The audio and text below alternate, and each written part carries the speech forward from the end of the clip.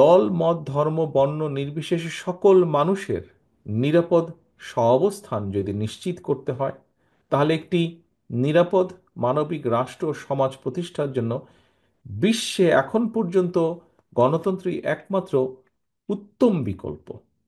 অতএব গণতান্ত্রিক বিশ্বের রাষ্ট্র ও রাজনীতিতে গণতন্ত্র বিরোধী বিরোধী যারা, তারা অপশক্তি হিসাবে কিন্তু চিহ্নিত।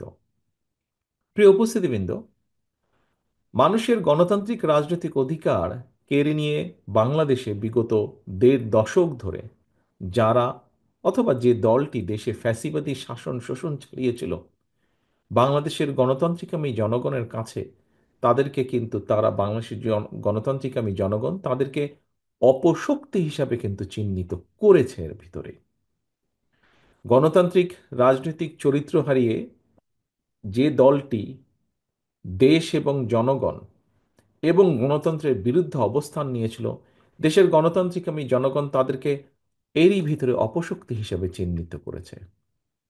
আমরা যদি ১৯৭১ সাল, ৭৫ সালের ৭ই নভেম্বর, ৯০ এবং সর্বশেষ ২০২৪ সালে বীর জনতার রক্তক্ষয়ী অভ্যুত্থানের যে ধারাবাহিকতা, দেশের গণতান্ত্রিকামী জনগণ বর্তমানে দুটি বিষয় সম্পূর্ণভাবে একমত। এক, বাংলাদেশকে যাতে আর কেউ ভবিষ্যতে তাবেদার রাষ্ট্রে পরিণত করতে না পারে, এবং দুই, গণতন্ত্র বিরোধী পলাতক তাবেদার অপশক্তি যাতে আর মাথাচাড়া দিয়ে উঠতে না পারে।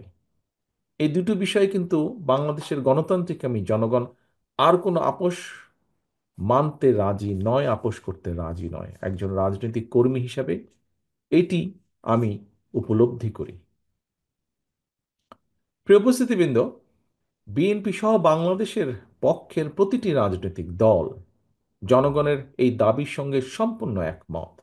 আমাদের বক্তব্য স্পষ্ট: যারা বারবার সংবিধান লঙ্ঘন করেছে, দেশে অবৈধ সংসদ বা সরকার গঠন করেছে, যারা সংবিধান লঙ্ঘনের সঙ্গে জড়িত ছিল, তাদের প্রত্যেকের বিরুদ্ধে আইনগতভাবে ব্যবস্থা নিতে হবে।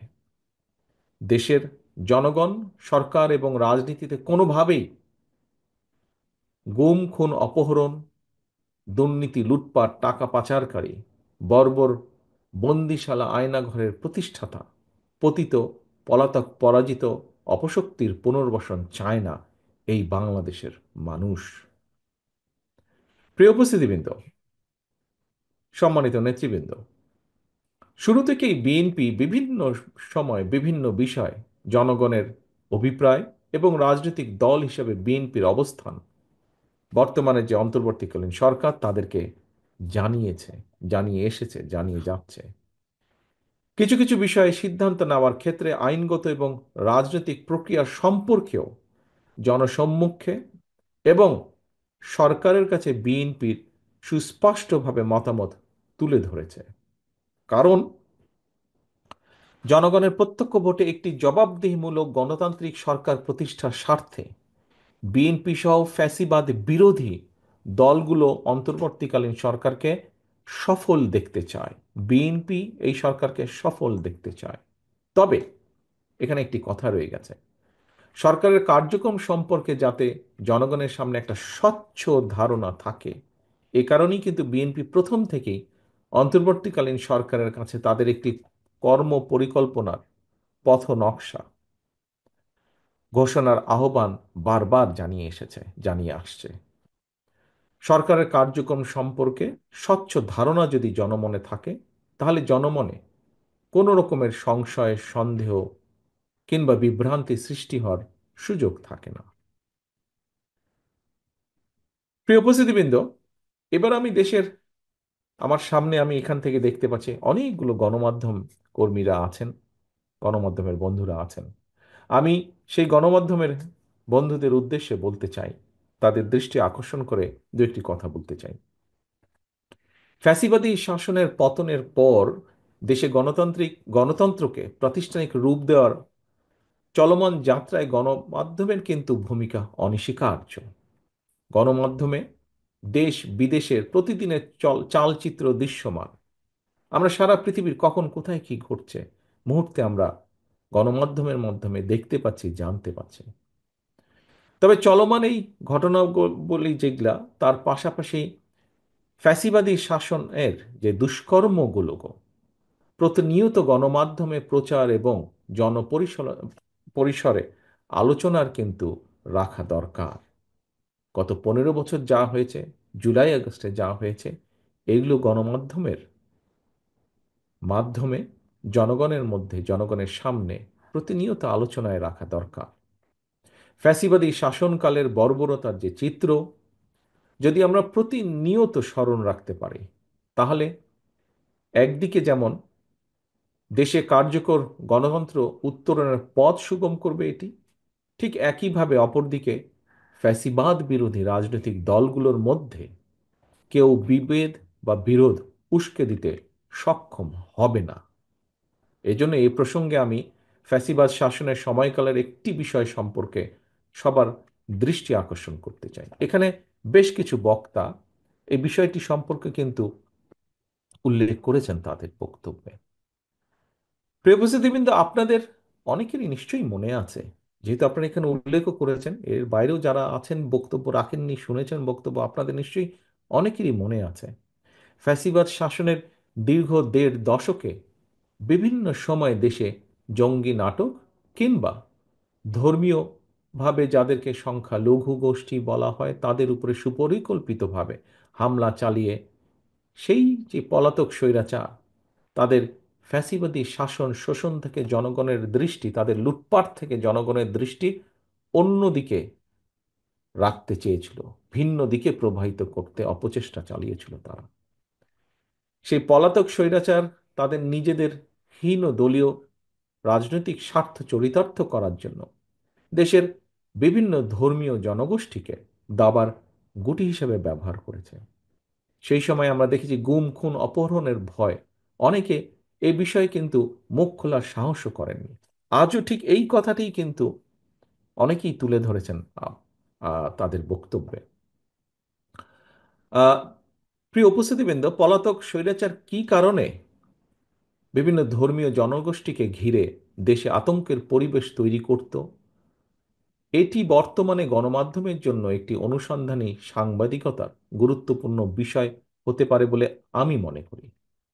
এবং এই বিষয়ে অনুসন্ধানী প্রতিবেদন আগামী দিনে রাজনীতি বিজ্ঞানের শিক্ষার্থী এবং গবেষকদের জন্য কিন্তু সহায়ক হবে বলে আমার দৃঢ় বিশ্বাস।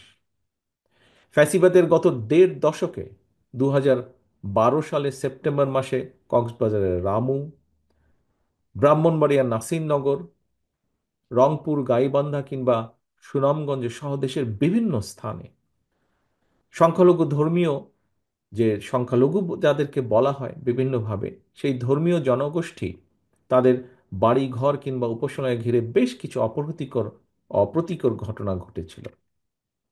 এসব ঘটনার নেপথ্যে কারা ছিল, তাদের কি উদ্দেশ্য ছিল, বর্তমানে এসব নিয়ে গণমাধ্যমে যদি অনুসন্ধানী প্রতিবেদন প্রকাশিত হয়, আমি দৃঢ়ভাবে বিশ্বাস করি আগামী দিনে আর কেউ দেশের ধর্মীয় জনগোষ্ঠীকে নিয়ে দলীয় রাজনৈতিক স্বার্থে ব্যবহারের সাহস করবে না।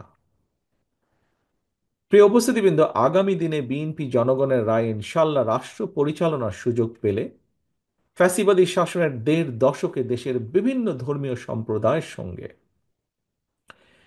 যে অপ্রীতিকর অনাহত ঘটনা ঘটেছে তার নেপথ্য কারণ খুঁজে বের করতে সুশীল সমাজের প্রতিনিধিদের সমন্বয়ে একটি সর্বদলীয়, সর্বধর্মীয় নাগরিক তদন্ত কমিশন গঠন করার পরিকল্পনা করেছে বা রয়েছে আমাদের, যেটি এর আগেও বিভিন্ন সময় আপনাদের সামনে আমি তুলে ধরেছি। আমরা যারা শহীদ জিয়া, দেশনেত্রী খালেদা জিয়ার নেতৃত্বে রাজনীতি করি, আদর্শে রাজনীতি করি, সেই বিএনপি বিশ্বাস করে যে রাষ্ট্র ও সমাজে, যেই রাষ্ট্র এবং সমাজে নারী, শিশু এবং বিভিন্ন ধর্মীয় জনগোষ্ঠীর মানুষ নিরাপদ নয় কিংবা নিরাপদ বোধ করে না, সেটি আর যাই হোক কোনো সভ্য রাষ্ট্র হতে পারে না। প্রিয় বৌদ্ধ ধর্মাবলম্বী প্রিয় ভাই ও বোনেরা, আমি এর আগেও বিভিন্ন ধর্মীয় জনগোষ্ঠীর সঙ্গে মত বিনিময় সভায় বলেছি, সংখ্যালঘু কিংবা সংখ্যাগুরু এটি কোনো পরিচয় না। এই কথাটিও আজকে আপনারা বেশ কয়েকজন বক্তা তাদের বক্তব্যে তুলে ধরেছেন। দল মত ধর্ম নির্বিশেষে দেশের প্রতিটি নাগরিকের প্রথম এবং প্রধান গর্বিত পরিচয়টি হচ্ছে আমরা বাংলাদেশী। নিজ নিজ ধর্মীয় বিশ্বাস কিংবা সাংস্কৃতিক স্বকীয়তা বজায় রেখেই একজন বাংলাদেশী হিসেবে প্রতিটি নাগরিক রাষ্ট্র ও সমাজের সকল ক্ষেত্রে সমান এবং ন্যায্য অধিকার ভোগ করবে, এটি বাংলাদেশ জাতীয়তাবাদী দল তথা বিএনপির নীতি। প্রিয় ভাই বোনেরা, নাগরিকদের প্রত্যক্ষ ভোটের মাধ্যমে বিএনপি দেশে এমন একটি গণতান্ত্রিক সরকার প্রতিষ্ঠিত করতে চায় যে সরকার জনগণের কাছে জবাবদিহি করতে বাধ্য থাকবে। তবে কেউ যেন আমাদের গণতান্ত্রিক রাজনৈতিক অধিকার, ভোটের অধিকার কুক্ষিগত করে রাখার ষড়যন্ত্র করতে না পারে, সেজন্য জনগণের কাছে দায়বদ্ধ একটি গণতান্ত্রিক সরকার প্রতিষ্ঠিত না হওয়া পর্যন্ত আমরা প্রত্যেকটি মানুষ, এই ঘরে যে মানুষগুলো আমরা উপস্থিত আছি, এই ঘরের বাইরে সারা বাংলাদেশের বিভিন্ন স্থানে আমরা যে যেখানেই আছি না কেন, যে যার অবস্থান থেকে সতর্ক এবং সজাগ থাকতে হবে। আপনাদের সকলের কাছে আমি আজ সেই আহ্বান জানাই।